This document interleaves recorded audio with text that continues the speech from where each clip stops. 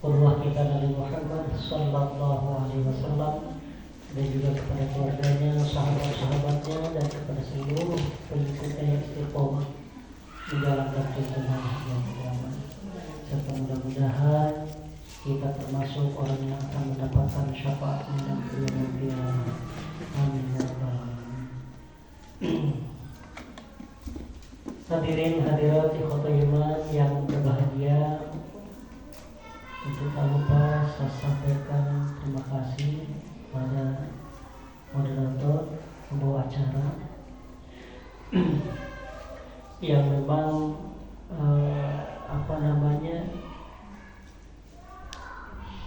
diinfokan tentang kajian di PC Cibodas ini, yang sebagaimana tadi disampaikan ini jadwal Sabtu 5, yang kemudian saya selaku badal ya setuju dengan apa yang tadi disampaikan. Siapapun yang menyampaikannya tetap kita fokus ya, walaupun tadi disebutkan tanpa judul jadi tanpa tema ya. Kalau kita lihat bagaimana Rasulullah menyampaikan tausiahnya itu mengikuti kebutuhan saat itu gitu. Dan memang senantiasa update apa yang dibutuhkan. Jadi Rasulullah itu luar biasa, fatona, sangat cerdas, sehingga dalam metode penyampaiannya pun itu berganti-ganti, tidak monoton gitu. Kadang-kadang dengan pertanyaan gitu, itu untuk mencegah, menghindari adanya rasa jenuh gitu. Ya, itu kalau kita lihat dalam bab ilmu terkait dengan penyampaian Rasulullah ya.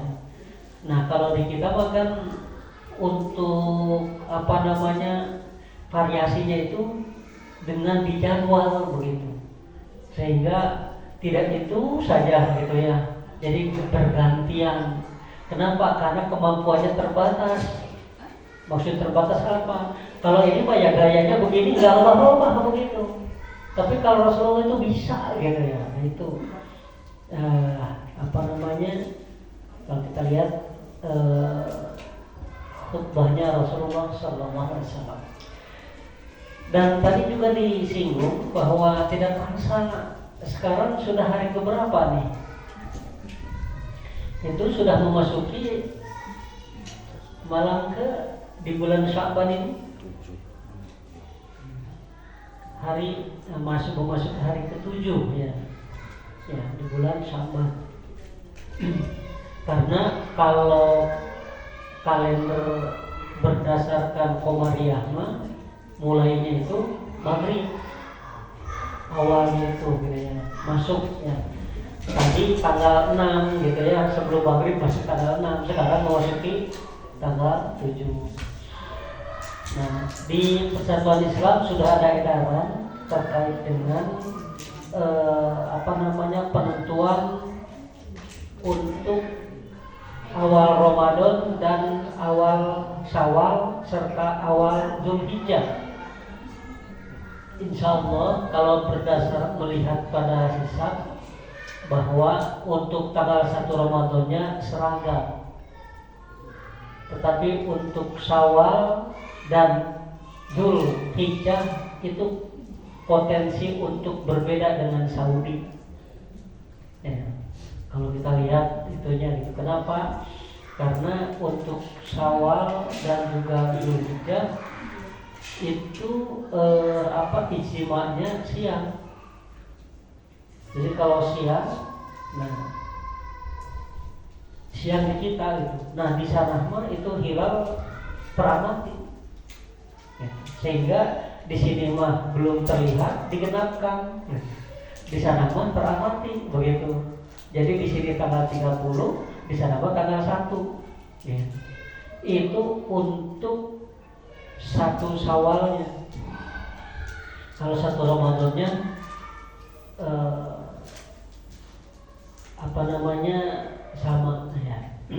Kenapa? Karena posisi hilal di bulan Sya'ban ini di tanggal 29 di pas maghrib itu sudah tinggi gitu ya.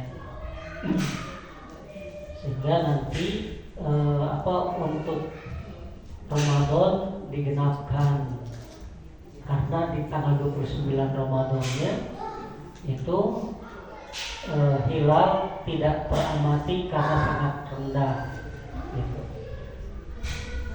Di wilayah Indonesia itu antara 0 sampai sekian derajat, tetapi untuk standar ru'yat itu belum teramati. Tapi kalau standar wujud itu sudah wujud begitu.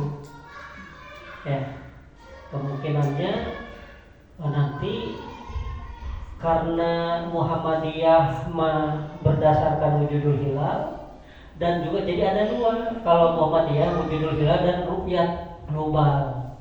Mulainya itu tahun ini, karena dengan kasus kemarin di Dzulhijjah kemarin gitu, ijtimanya itu malah di sini otomatis hilal belum wujud. Jadi Muhammadiyah juga sama menggenapkan. Ternyata ijtima di sini siang kan di sana mah, di sini malam kan di sana masih siang gitu. Jadi teramati. Nah itu. Jadi untuk yang Dzulhijjah kemarin gitu kan, Muhammadiyah sama di kita, berbeda dengan di Saudi yang pada akhirnya membuat keputusan untuk Muharram, Dzulhijjah, untuk Muharram, Ramadan, Syawal dan Dzulhijjah itu mengikuti ru'yat global. Jadi siapapun yang sudah bisa mengamati gitu, negara manapun yang sudah bisa mengamati maka ikut gitu, sebagaimana prinsip negara Turki begitu. Jadi secara ru'yat global gitu, itu sudah masuk tanggal 1 gitu. Itu kemudian dulu juga itu persis itu prinsipnya sama ya. Bahkan dulu itu yang nemenin persis itu Muhammadiyah, karena prinsipnya untuk penentuan tanggal 1 sama, yaitu wujudul hilal. Itu sekitar tahun 1991 itu berubah dari wujudul hilal ke ru'yatul hilal. Nah itu kenapa yang memutuskan itu adalah bukan Dewan Hisab dan Ru'yat, tetapi Dewan Hisbah berdasarkan dalil sumuli ru'yatihi waftiru li ru'yatihi. Ini prinsip yang dipegang oleh persis. Bersaumlah karena engkau ru'yat hilal gitu, hilal teramati gitu. Begitu pula membubarkan saum karena hilal teramati. Jika fa'in gumma alaikum, jika hilal itu tidak teramati, pada saat itu penyebab tidak bisa teramatinya mendung. Fa'akmilu iddata salatin, maka sempurnakan jumlah bulan itu menjadi 30. Begitu. Jadi sederhana gitu. Nah, kemudian sudah ditemukannya hisab, mendung itu tidak jadi halangan. Ya, tidak jadi halangan mendung itu. Tetapi ternyata sekalipun ditemukan hisab dan alat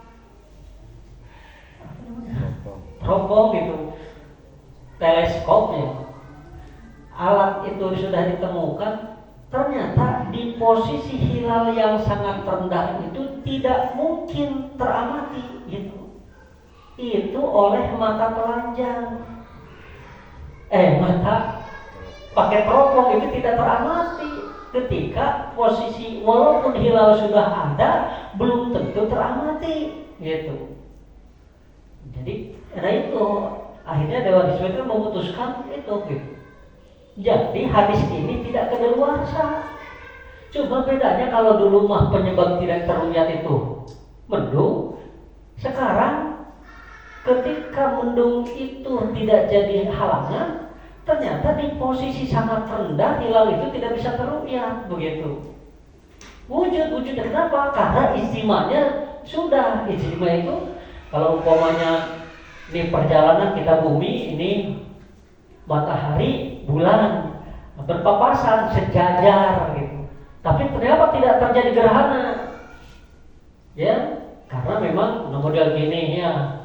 Ini kan tertutup tapi tetap saja saya itu kena cahaya gitu. Jadi kalau gerhana mah bayangannya jatuh ke bumi gitu. Kalau bayangan tidak jatuh ke bumi, tetap saja terang. Artinya tidak terjadi gerhana. Nah, itu istima. Nah, kemudian ini mah gaya seperti kita di mobil lihat ke gunung, kayak gunung yang lari gitu. Nah, gaya kinetik atau apa? Nah, modelnya gini. Ibaratlah gitu, ini matahari kan yang jalan ya. Izin itu gini, nah terus ketika terbenam matahari duluan gitu. Kalau matahari duluan, nah ini kan bulan. Nah, ini kita di sini di bumi, otomatis itu akan ada hilal gitu. Hilal itu adalah pantulan cahaya matahari yang kita lihat di bulan gitu.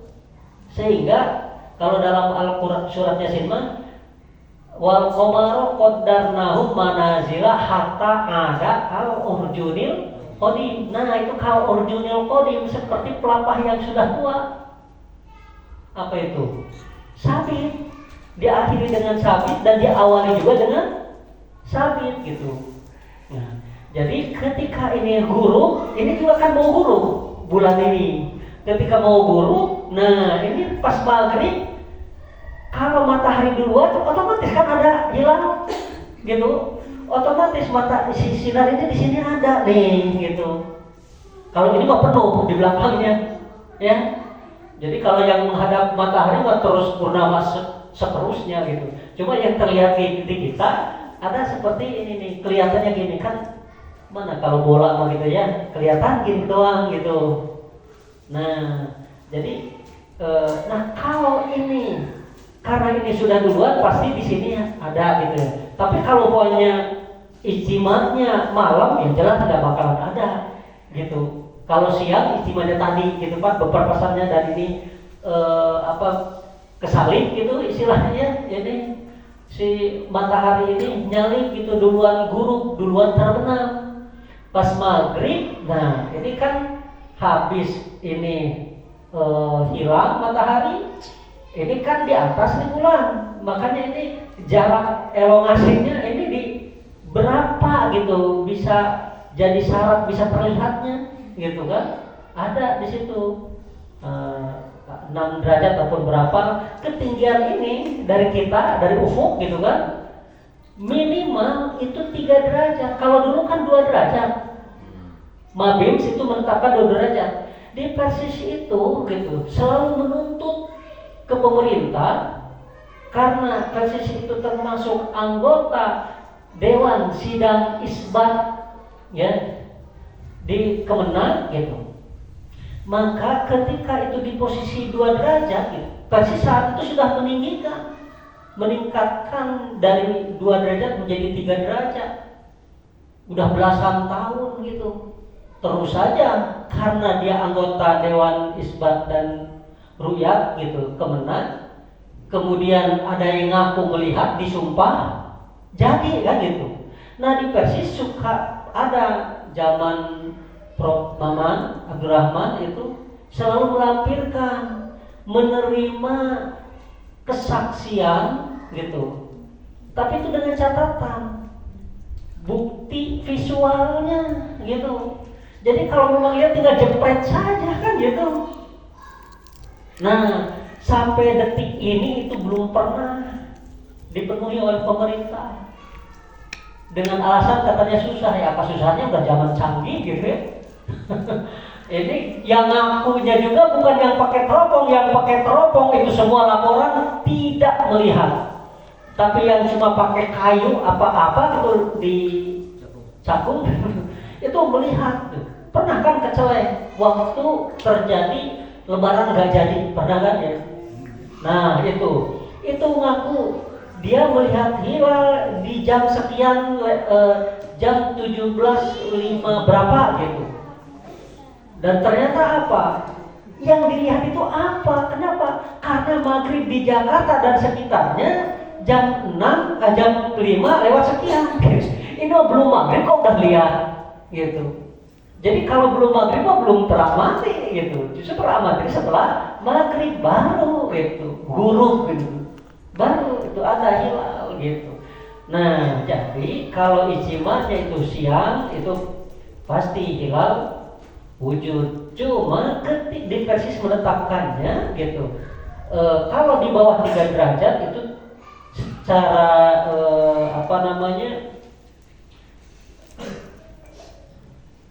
fakta ilmiahnya itu tidak bisa teramati. Itu saya pernah mengikuti rombongan dari Dewan Hisab dan Ruqyat PP itu bulan Jumadil Awal atau satu Anyer, kan ada mercusuar di sana. Naik orang sana mah suka bilangnya alun-alun Bojong di sana. Tetap sampai Ruqyatul Hilal Jumadil Awal gagal total, itu ada dibikin judul. Kenapa? Karena di kita mah di daerah Kulon sana tidak kondusif untuk meruqyah. Yang kondusif di Pelabuhan Ratu, yang paling memungkinkan di situ. Makanya itu standarnya di situ, gitu. Paling rendahnya itu bisa teramati. Bosca sendiri itu bisa mengamati hilal itu kalau hilal itu posisinya 7 derajat. Bosca itu kan teropong paling canggih di milik negara kan gitu. Itu di posisi 7 derajat. Kenapa? Karena di gunung dia, jadi nggak bisa ini. Nah itu harus dilepas pantai. Yang paling canggih untuk alat yang bisa melihat mengamati hilal itu dimiliki oleh Uni Emirat Arab gitu. Itu dia bisa mengamatinya di atas 2 derajat gitu. Itu dengan alat yang tercanggih yang dimiliki oleh Emirat Arab gitu. Itu ya tetap isinya. Nah kalau di Muhammadiyah itu jadi menggabungkan gitu di sini dengan prinsip wujudul hilal. Ketika ada waktu yang kaitannya dengan ibadah, maka mengambilnya ru'yat global. Jadi begitu. Yang padanya sebenarnya mah ingin, mungkin ya wallahu alam, saya juga tidak tahu, karena ingin bareng terus begitu atau bagaimana, sehingga tidak konsisten gitu dengan prinsipnya. Jadi model di kita mazhab Syafi'i ya, kalau mau ibadah haji pindah jadi mazhab Maliki ke Hanafi ya. Kenapa? Karena repot gitu. Kalau prinsip mazhab Syafi'i, kenapa wudu terus? Kenapa? Karena istrinya nggak mau lepas gitu kan. Kan kalau di mazhab Syafi'i ya gitu, laki menyentuh istrinya kan batal gitu. Sedangkan di sana kalau nggak dipegang bisa hilang kan istri. Nah makanya pindah mazhab dulu. Jadi kan gimana kok bisa begitu kan gitu ya. Nah ini namanya juga fikih ya. Nah jadi bisa terjadi seperti itu. Maksud saya menyinggung masalah ini biar tidak kaget saja nanti ketika ada beda gitu ya. Beda katanya. Itu biasa suka rame, itu mah kadang-kadang rada pusing juga yang suka nanya begitu. Saya pernah jawab begini, gimana lebaran kapan? Kan gitu. Ya tanggal 1 Syawal lah. Iya kata itu. Ini sekarang apa besok? Kalau Indonesia bagian Saudi sekarang, Indonesia bagian Barat besok. Itu mah. Jadi manggil mau menggunakan waktu mana ini? Di kita juga pernah heboh nih di Persis ketika kasus Pak Haji Ridwan itikaf di sana. Ya, lebaran beda. ini bingung nih, zakat fitrah katanya. Ini udah bayar di sini, wah sampai. Ini sebenarnya mau ngambil waktu yang mana? Zakatnya mau di sini apa mau di sana? Kalau mau zakat di sini, ya sesuaikan dengan waktu di sini. Kalau di sana ya udah di sana. Nah, terus ada yang memaksakan, udah di sana juga zakat. Terus distribusinya kemana?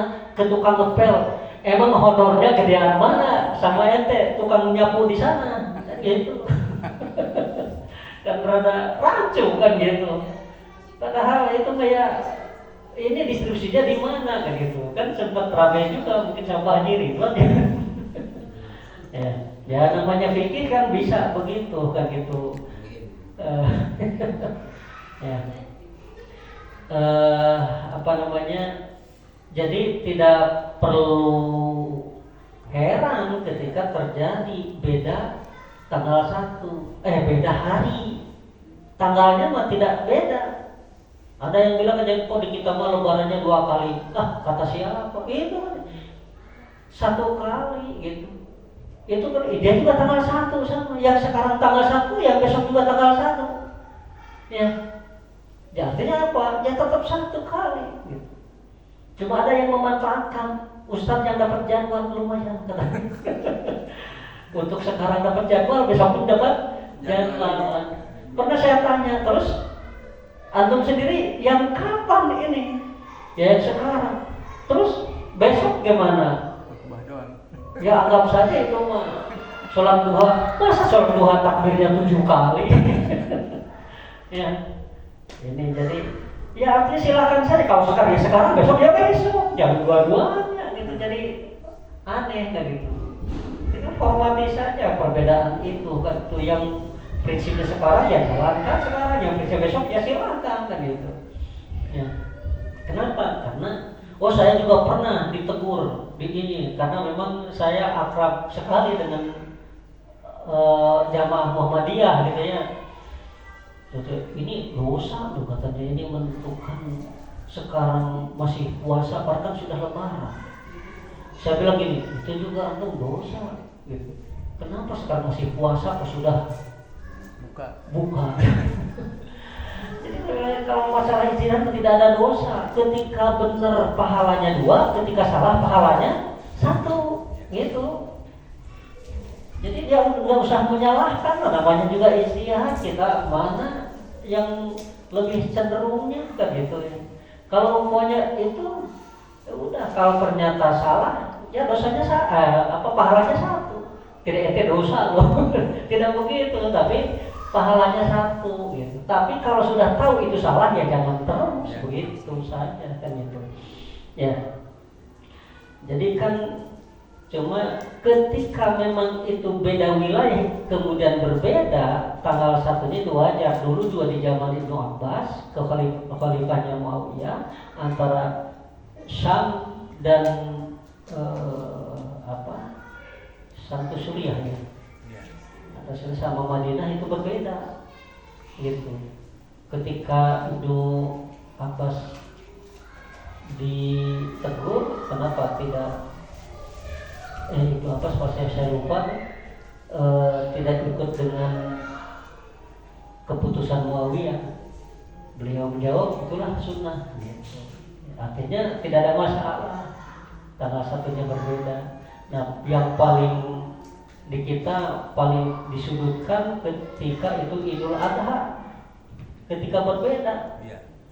Itu wukuf katanya tuh. Jadi kita membersamai yang wukuf, kita saum kan gitu.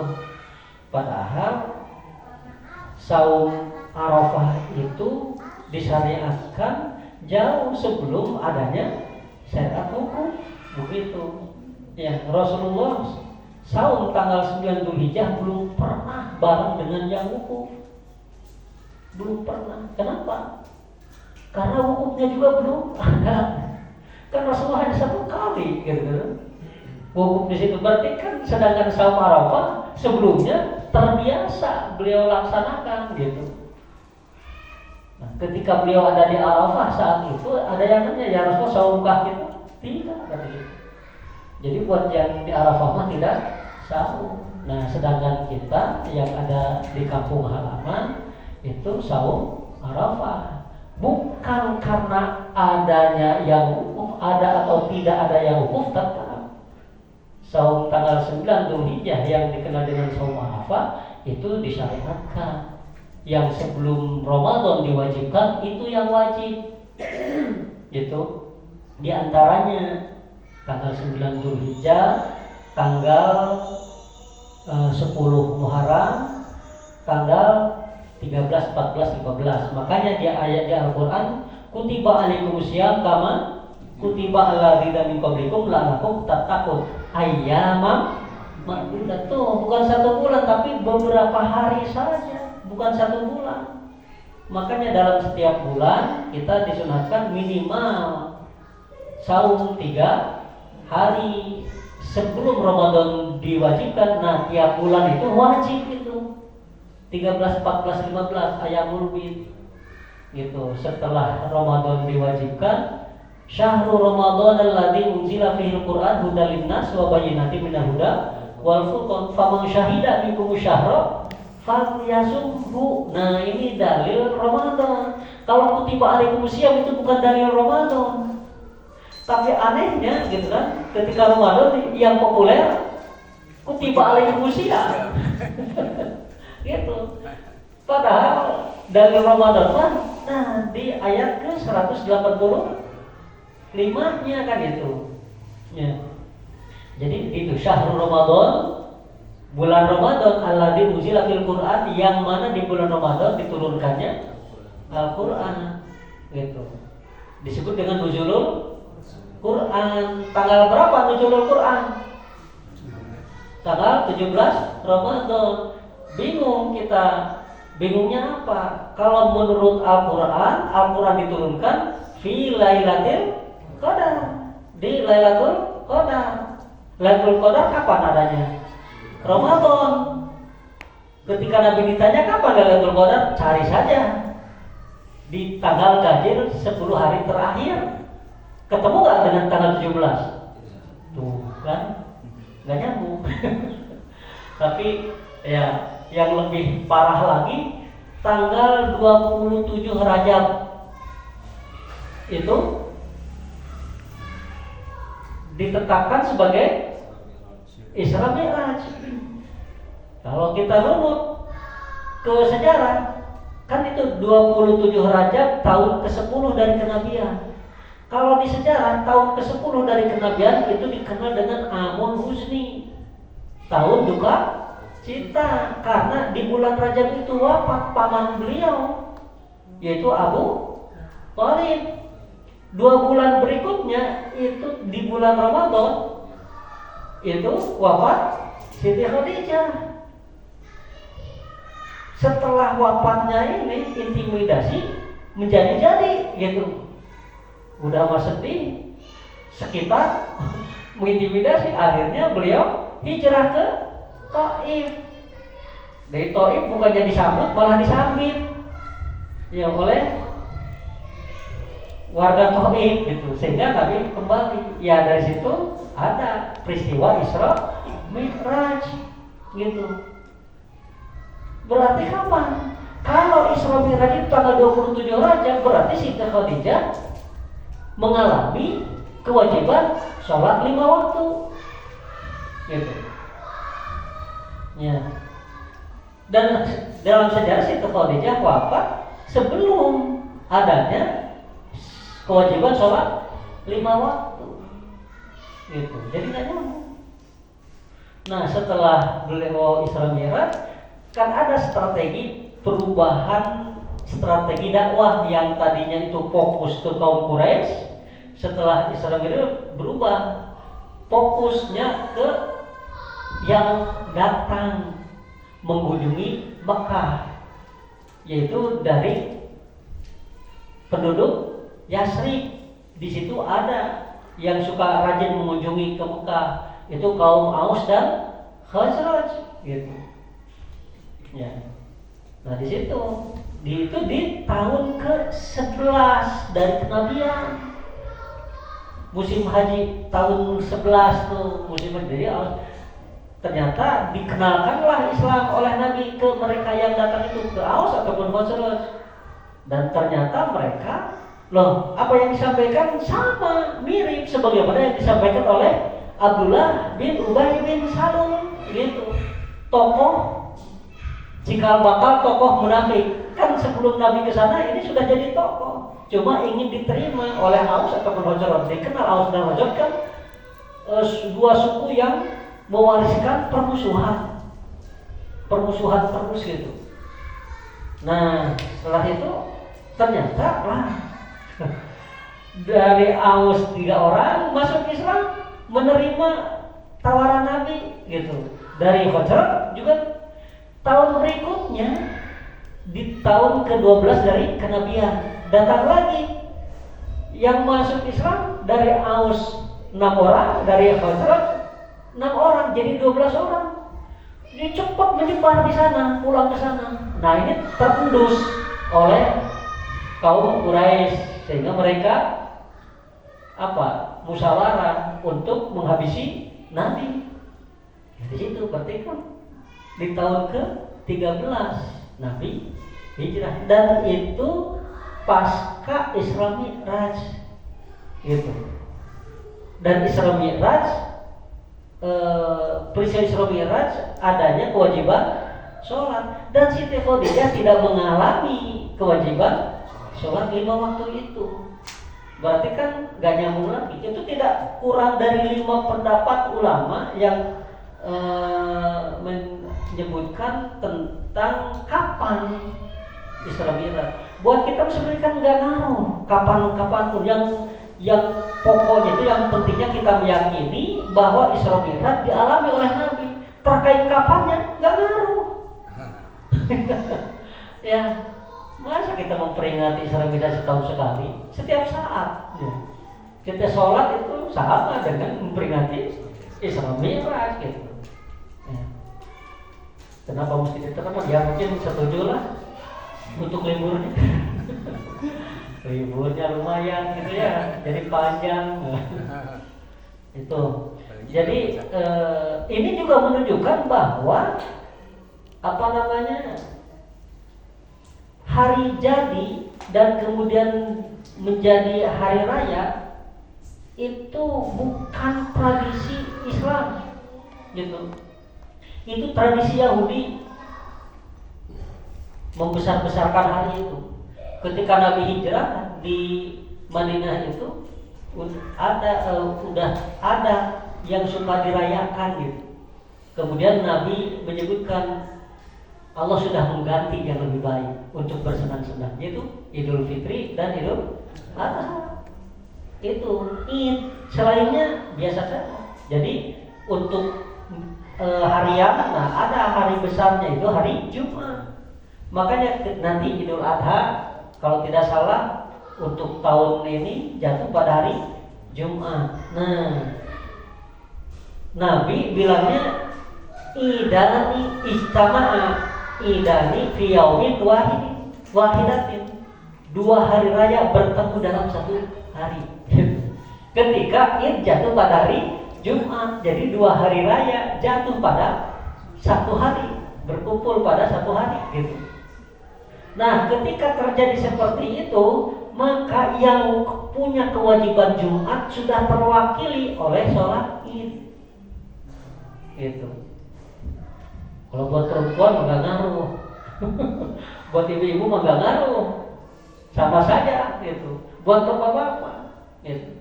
Ngaruhnya ibu-ibu mah kalau datang bulan, ngaruh, bukan Jumat saja, semuanya. Gitu.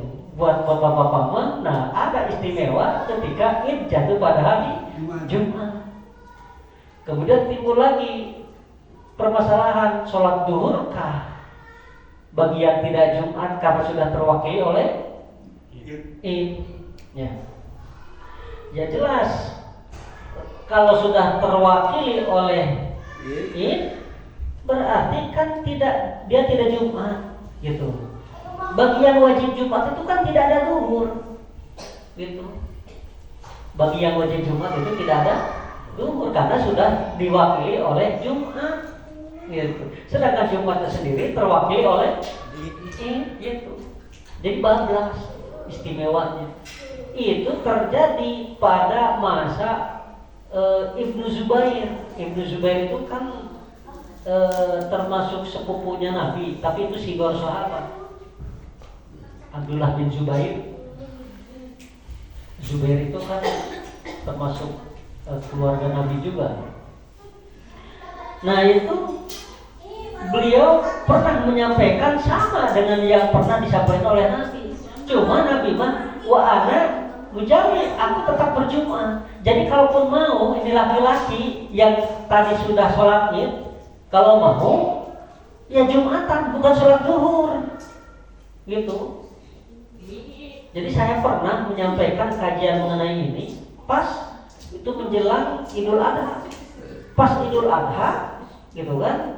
Biasa kan kalau di masjid yang lain itu diundur potongnya karena tanggung kepotong Jumat, gitu. Akhirnya hari Sabtu, sedangkan di sana di Nurul Iman tetap. Nah, karena saya menyampaikan tetap saja berjalan saja, tidak masalah, yang Jumatan. Nah cuma yang bersangkutan itu saya ini. Jadi ketika Id jatuh pada hari Jumat, maka kita boleh tidak Jumat, gitu. Boleh tidak Jumat. Zuhur? Ya? Tidak ada. Kalau sudah, itu bagi yang wajib Jumat. Kalau dia Id, gitu. Ya. Tidak terwakili oleh Id ya. Iya, tapi herannya sampainya itu begini katanya. Jadi pada saat itu ketika sedang ngurus kurban, ada yang mau Jumatan, dibilang nggak ada Jumat, gitu. Kenapa? Ketika ditanya, jadi argumennya apa? Itu kata Ustaz Didin, waduh. Jadi gimana bisa begini? Saya menyampaikan boleh tidak Jumat, kenapa jadi tidak boleh Jumat? Kan saya sampaikan boleh tidak Jumat, kenapa jadi disampaikan laginya tidak boleh Jumat? Berapa ini? Jadi boleh tidak Jumat, bukan tidak boleh Jumat. Ya berbeda kan? Iya, beda. Dalam celana dengan celana dalam kan lain. Jadi cara penyampaian. Iya kan gitu. Ya. Jadi itu kan ada juga masa kan sholat Jumat wajib, sholat Id kan sunnah. Masa sholat wajib bisa dikalahkan oleh sholat sunnah gitu? Ya dalam ibadah tidak ada kalah menang. Kenapa? Coba yang mubah saja bisa mengalahkan yang wajib. Yang mubah bisa mengalahkan yang wajib. Contohnya apa? Safar. Safar itu mubah, boleh-boleh saja. Tapi bisa mengalahkan yang wajib. Apa? Yang safar itu tidak wajib saum. Kan kutiba alaikumusiyam. Kan kesananya apa? Faman kana minkum maridun aw ala safarin. Yang sakit dan yang sabar itu tidak wajib Jumat saum tuh, yang sabar tidak wajib gitu. Cuma itu ganti di bulan yang lain. Gitu. Tidak wajib harus puasa gitu. Bukan berarti tidak boleh puasa ya. Ini jangan salah lagi. Ini yang sabar tidak boleh puasa bukan.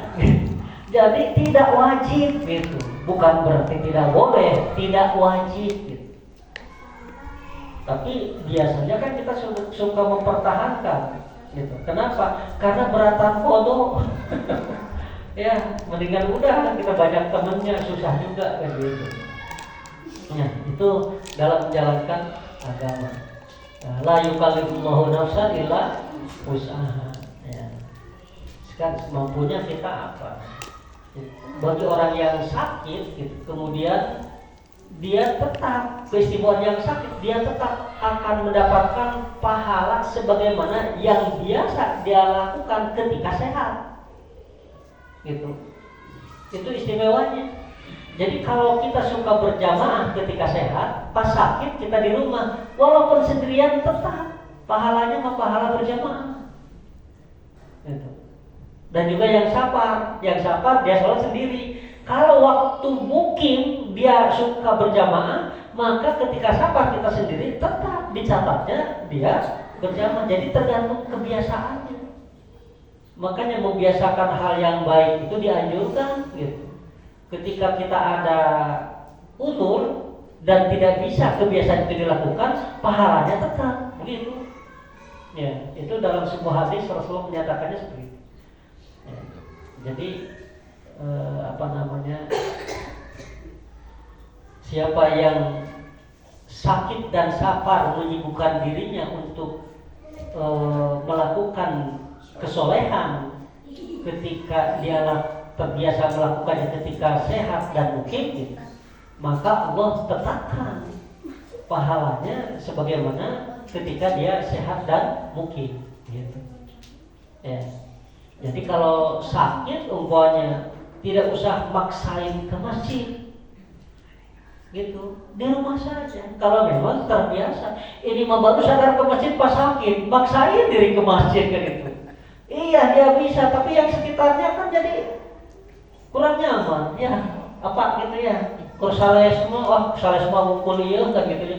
Iya kita tidak masalah, tapi yang di sampingnya apa enggak khawatir gitu. Lagi sholat bersin terus kan gitu.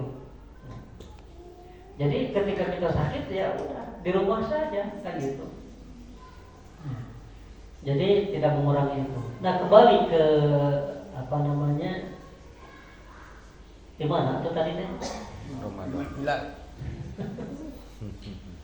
Ya, jadi untuk ketetapan waktu ketika berbeda dengan di Saudi tidak ada masalahnya. Yang tidak boleh itu, jadi ketetapan ibadah itu ada hari, ada kaitannya dengan tanggal kan gitu. Jadi kalau dengan ibadah Jumat, ya harus hari Jumat, jangan hari Sabtu. Ibadah Jumat harus hari Jumat. Itu tidak masalah tanggal berapapun. Tapi kalau dengan tanggal, jangan mempermasalahkan harinya. Yang jelas sama tanggal 1 gitu. Idul Fitri itu tanggal 1. Bisa saja beda hari. Walaupun harinya sama, tetap akan berbeda. Contohnya, umpamanya tanggal 1 di Saudi, umpamanya tanggal hari Kamis, di kita hari Kamis juga umpamanya. Nah, jadi akan berbeda juga umpamanya hari Rabu lah gitu ya. Di Saudi hari Rabu, di kita juga hari Rabu umpamanya tanggal 1-nya. Kan tetap berbeda. Contohnya sekarang di kita masih hari, jadi sudah masuk hari Kamis ya. Sedangkan di Saudi masih Rabu. Jadi kenapa? Bedanya kira-kira sekitar 4 jaman kan gitu ya. Jadi di sana mah ya di kita mah udah malam, di sana baru maghrib gitu kan. Jadi baru masuk. Jadi yang mengawali ibadah itu sebenarnya orang Papua. Gitu, subuhnya pertama dia. Iya, gitu terus itu terakhir nanti di Saudi. Ya, makanya itu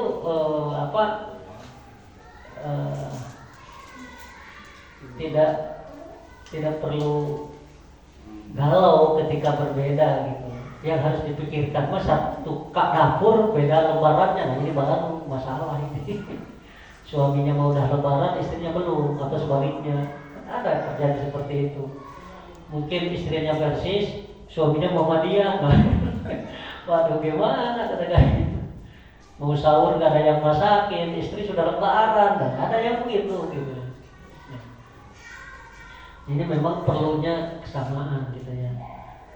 Jadi itu perbedaan kenapa bisa seperti itu. Karena tadi kalau di Muhammadiyah menganggapnya bahwa sekarang sudah ditemukan hisab maka tidak bergantung pada ru'yat. Sedangkan di Persis tetap ru'yat hisab hanyalah alat untuk meyakinkan hilal itu sudah terru'yat atau belum. Gitu. Jadi jangan tidak juga seperti pemerintah ru'yat itu entar tanggal 29, bukan begitu. Contohnya ini saja, kan sudah terukur, ya kan? Ini juga umpamanya ini sudah umpamanya. Nah ini kan ini berapa besarnya, ini berapa besarnya. Kalau ini ada di belakang ini, supaya terlihat ini ketinggiannya harus berapa, gitu kan? Oh, umpamanya harus sekian senti, nah baru kelihatan, gitu. Kalau buat di bawah enggak bisa, gitu. Modelnya begitu, tapi tidak begini. Coba buktiin, itu mah kayak anak-anak. Guru ilmu hisab saya, Ustadz Ridwan Sofyan, ya, Allah yarham, itu pernah jadi utusan ke Kemenag. Nah, terkait dengan ru'yat itu. Nah, dia jadi istilah untuk menetapkan nanti saja, sebagaimana yang pemerintah selama ini kan gitu kan begitu, untuk menetapkannya nanti tanggal 29. Nanti itu marah beliau itu. Kalau prinsipnya pemerintah seperti itu, sama saja pemerintah tidak menghargai ilmu pengetahuan. Udah nampak saat itu. Kenapa? Karena bisa jadi nanti ada orang yang melihat, dan itu memang kejadian. Itu sebelum beliau wafat, itu jauh saya masih sekolah gitu. Dan itu ternyata terbukti. Jadi sekian lama itu ketika di posisi 2 derajat selalu ada yang aku melihat. Padahal yang dilihat itu apa? Karena bisa jadi itu hanyalah awan yang kena sinar matahari dan terlihat itu seperti hilal. Karena hilal itu kecil sekali gitu dan sebentar umurnya gitu. Itu sudah bisa dihitung tuh umur hilal, berapa menit, berapa detik gitu, besarnya berapa persen gitu, kemudian ketinggiannya berapa, itu sudah bisa gitu. Jadi di Persis tetap menetapkan bahwa hisab itu adalah alat dan tetap sebagai standar masuk tanggal 1 itu sebagaimana Rasulullah tetapkan, yaitu ru'yah begitu. Jadi ini hisab ini untuk membantu terlihat atau enggak gitu. Jadi dihitung itu bisa. Jadi tidak seperti entar ya, itu bisa jadi bisa enggak nantinya kan gitu. Kalau model begitu mah tergantung kuat-kuat yang backup di belakangnya gitu kan. Jadi nah ternyata pas siapa Menteri Agamanya kemarin itu? Yakut. Ketika itu kan pas Mabes itu meningkatkan kriteria hilal untuk masuk tanggal 1 itu 3 derajat kan begitu. Dari tadinya 2 derajat itu menjadi 3 derajat. Nah, Persis mah udah jauh-jauh hari gitu. Cuma masalahnya Persis itu beda dengan Muhammadiyah. Kalau Muhammadiyah mah kan keluar dari anggota sidang Dewan Hisab dan Ru'yat kan gitu. Ya, tidak ikut sidang kan gitu. Ya itu gentle begitu, memang memegang prinsipnya. Sedangkan Persis tetap menjadi anggota. Yang namanya anggota sidang ya harus menerima, walaupun tidak setuju, harus menerima terhadap keputusan kan gitu. Ada istilahnya ijma sukuti, mau nggak mau gitu. Kalau tidak mau menerima ya jangan jadi anggota. Seperti Muhammadiyah, keluar, dia tidak menjadi bagian di situ gitu. Udah tetapkan sendiri. Nah, sehingga mungkin jamaah Persatuan Islam pernah merasakan seolah-olah Persis itu selalu ikut keputusan pemerintah. Kan gitu. Padahal sebenarnya tetap punya gitu. Cuma etika dalam bermusyawarah harus menerima, bukan setuju, harus menerima. Ya. Modelnya umpamanya kita milih ini, tapi nggak menang, yang menang ini. Kan walaupun kita tidak milih ini, tetap harus menerima. Kalau sudah jadi kan begitu. Ya. Begitu pula dalam musyawarah, ketika sudah ditetapkan, ya walaupun tidak setuju harus menerima. Gitu kondisi Persis. Nah sekarang mungkin ya jadi berani dari awal sudah menetapkan. Kenapa? Karena sudah sama kriterianya dengan pemerintah. Pemerintah merujuk kepada MUI, MUI merujuknya pada Mabim gitu. Mabim sudah sama kriteria untuk bertemu tanggal 1 itu di posisi 3 derajat. Sedangkan di Muhammadiyah wujudul hilal itu kalau di atas 0 derajat sudah masuk begitu. Nah, jadi itu penyebab kenapa berbeda ya. Itu ya pembukaannya. Ya, terkait dengan menyambut ya bulan Ramadan, nanti tinggal menghitung hari ya, seperti tadi kita memohon kepada Allah. Udah pertanyaan belum nih? Ayo boleh, tadi juga nggak ada judulnya. Jadi saya pernah nawe ke kalau iya, saya juga seneng nggak ditanya ininya itu ini, tapi nggak nanya materinya apa nih, temanya karena mau nanyakan di sini tanya. Boleh silakan. Sebetulnya begini Pak Ustadz, masalah hisab itu ya sebetulnya antara Muhammadiyah dengan pemerintah itu nggak ada yang jadi masalah, cuman yang ngompor-ngompor ini yang jadi masalah gitu. Misalnya orang berbeda, lu ikut ini nggak? Iya. Padahal nggak jadi masalah kan? Iya. Jadi sebenarnya sama ada juga orang yang menganggapnya persis sekarang pakai rupiah tidak pakai hisab. Dia mana? Semuanya juga pakai hisab atau? Iya, ada seperti itu. Yang beda itu adalah Ya. menetapkannya berdasarkan kriteria yang mana. Ada wujudul hilal, ada ru'yatul hilal. Mau wujudul hilal ataupun ru'yatul hilal tetap memakai hisab begitu. Jadi mau dia pakai hisab, kalau ini mau pakai ru'yat, bukan gitu. Ini ada ya istilahnya apa? Ru'yatul hilal, ada wujudul hilal gitu. Ada ru'yat, ada wujud. Ini sama menggunakan metodologi hisab gitu. Gitu. Jadi kalau ru'yatul hilal maka ini harus teramati gitu kan, teramati. Nah, bisa teramatinya di posisi 3 derajat ke atas. Sedangkan wujudul hilal istimewa siangnya gitu kan. Nah, kemudian ketika ghurup yang duluan terbenam itu matahari diikuti oleh bulan gitu. Jadi kesalib bulan itu oleh matahari. Nah, terus gitu kan. Nah, ini itu wujud gitu. Maka kalau Muhammadiyah bisa tanggal 1 itu walaupun posisi hilal sangat rendah, artinya di bawah 3 derajat, masuk tanggal 1. Sedangkan ru'yatul hilal ketika masih di bawah 3 derajat belum masuk tanggal 1. Itu saja. Sama dengan hisab dan sama sekian ratus tahun ke depan sudah bisa ditentukan. Begitu.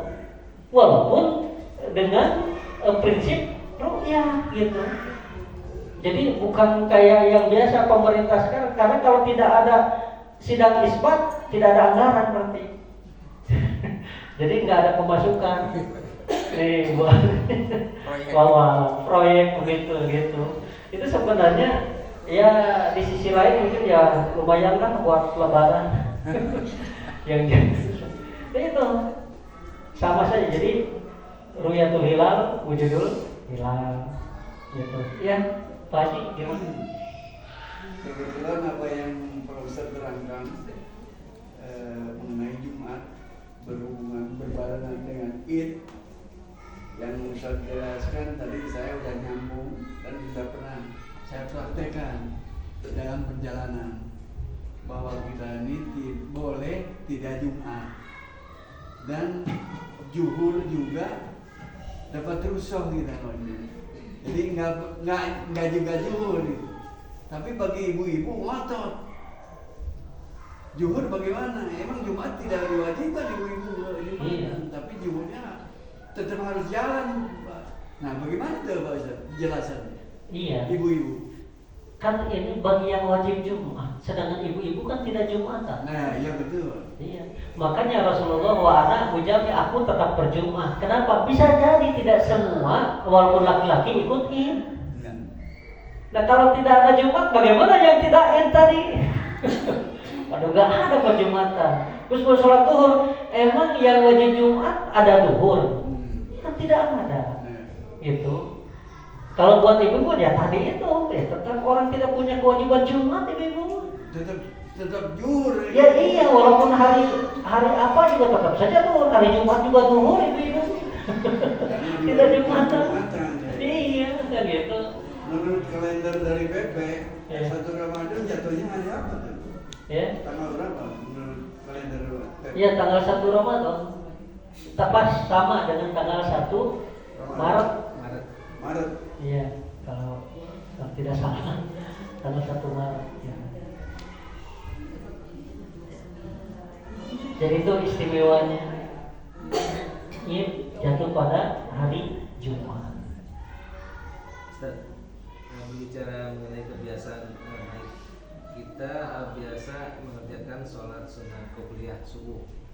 Nah, suatu waktu kita ke masjid masbuk. Nah, sampai selesai, karena merasa rugi, karena terbiasa dengan melakukan qobliyah subuh, pada sholat subuh kita mengerjakan sholat sunat qobliyah tersebut, Ustaz. Karena ada hadis juga, ada sahabat yang pernah mengerjakan hal tersebut. Apa benar Pak Ustaz? Wallahualam. Tapi yang setahu saya Rasulullah ketinggalan rawatib itu diqodho. Dalam kitab Musnad Imam Syafi'i ada qodho sholat Rasulullah. Ketika sholat duhur setelah salam beliau langsung meninggalkan jamaah karena ada satu urusan. Kemudian kembali masuk waktu asar, beliau mengimami sholat asar. Setelah itu beliau pulang ke rumah, beliau sholat 2 rakaat Siti Aisyah nanya. Sholat apa itu? Iya, karena kan tidak ada sholat setelah asar kan gitu. Nah, ada tapi ceritanya itu gitu. Jadi, nah Imam Syafi'i menempatkan hadis itu dalam judul bab qodho sholat. Jadi mengganti sholat itu. Nah, itu kan buat Nabi tidak ada sunnah. Buat Nabi itu tidak ditinggalkan rawatibnya itu. Nah, kalau buat kita ketika kesiangan, besok jangan kesiangan, begitu. Kalau mau datang begitu berarti sudah wajib, begitu. Ya, wah rugi nih hari ini kesiangan, ya. Usul tidak rugi, besok jangan kesiangan, begitu. Bukan malah sholat apa? Yang kesiangan terus. Ya? Yang kesiangan terus. Iya, gitu. Jadi, wah ini rugi nih kesiangan. Kalau memang bisa begitu mah ya buat apa keutamaan itu? Ya kesiangan juga nggak apa-apa jadinya kan gitu. Bisa ntar habis sholat gantian tadi gitu. Kalau Nabi itu memang kekhususan bahwa Nabi selalu gitu. Kecuali beliau dalam keadaan safar, yang tidak ditinggalkan adalah witir dan qobliyah subuh. Sedangkan rawatib sunat yang lainnya Rasul tidak lakukan. Gitu. Sekalipun itu sedang nyantai. Contohnya ketika di Arafah, ya beliau sholat zuhur dan asar. Tidak diceritakan Rasulullah sholat ba'diyah ataupun qobliyah begitu. Ditambah lagi itu hari Jumat katanya. Ya, Rasulullah ketika wukuf di Arafah kan hari Jumat. Tapi kenapa sholat zuhur dan asar tidak sholat Jumat? Padahal kan sangat bisa, kan nggak kemana-mana, jamaah banyak. Kenapa tidak Jumat? Nah ini mungkin yang saya rada berbeda pemahaman saya dengan yang menjadi keputusan Dewan Hizbah. Nah, Kak Afif punya tuh kitabnya. Di keputusan itu saya sampai begini kan, yang safar tidak, yang Jumat tidak boleh dijama, benar gitu. Saya pernah bingung saya bilang. Kenapa? Karena faktanya belum pernah terjadi ada orang menjama Jumat.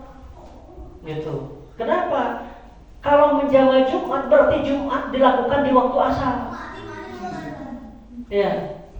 Kalau setelah Jumat kemudian sholat asar, itu bukan menjama Jumat tapi menjama asar. Dan yang dijama itu bukan sholatnya tetapi waktunya. Nah, kita terpengaruhnya bahwa pemahamannya zuhur, asar, maghrib, isya, subuh itu nama sholat, padahal itu nama waktu. Begitu. Sholatnya mah tidak digabung, masing-masing. Ya, 2 rakaat salam masing-masing. Sholat zuhur, sholat asar.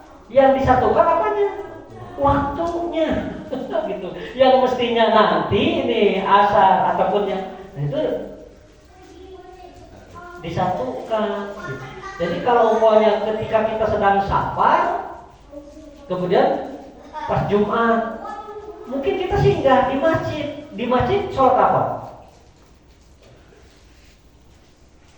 Pasti sholat Jumat. Orang yang mungkin kan, gitu. Nah, kita singgah di situ ya tentu kita ikut jamaah setempat. Kalau yang safar sholat zuhur berapa rakaat? 2 rakaat. Ya. Tapi kalau kita bermakmum kepada yang mungkin, tetap saja jangan mentang-mentang lagi safar 2 rakaat salam sendirian. Tetap saja ikut sama jamaah setempat, kan begitu. Ya, itulah sunnah kata sahabat, walaupun tidak dialami oleh Rasulullah seperti itu. Tapi kata sahabat, kalau kami di penginapan, kami sholat tadi jamaah kosong. Ketika kami sholat dengan jamaah mengikuti jamaah setempat, itulah sunnah kata gitu. Ya. Nah, begitu pula apa bedanya dengan Jumat? Bagi yang safar kan tidak ada Jumat. Kalau yang saya pahami buktinya apa? Dalam kitab Bulughul Maram itu ada bab sholatus safar, bab sholatus safar itu tidak disinggung Jumatan. Nah, kalau saya kesimpulannya ketika tidak ada dalil berarti tidak ada ibadah itu. Buktinya apa? Nah, tadi peristiwa Rasulullah di Arafah. Tidak ada satupun sahabat yang nanya, ya Rasulullah kenapa tidak sholat Jumat? Kalau tidak ada yang nanya berarti itu kebiasaannya. Kenapa? Karena safarnya Rasulullah tidak saat itu saja. Gitu. Apakah ketika beliau safar tidak menemukan Jumat? Kan pasti terlampau itu hari Jumat. Tapi tidak ada satupun peristiwa ataupun yang meliput Rasulullah Jumatan ketika safar. Perjalanan. Iya. Coba. Kalau punya nemu, tolong segera. Saya takut salah kan jadi dosa. Rupanya ada hadis yang menceritakan Rasul ketika safar beliau Jumatan. Gitu. Kalau ada berarti saya akan segera merevisi, mencabut itu pernyataan saya gitu.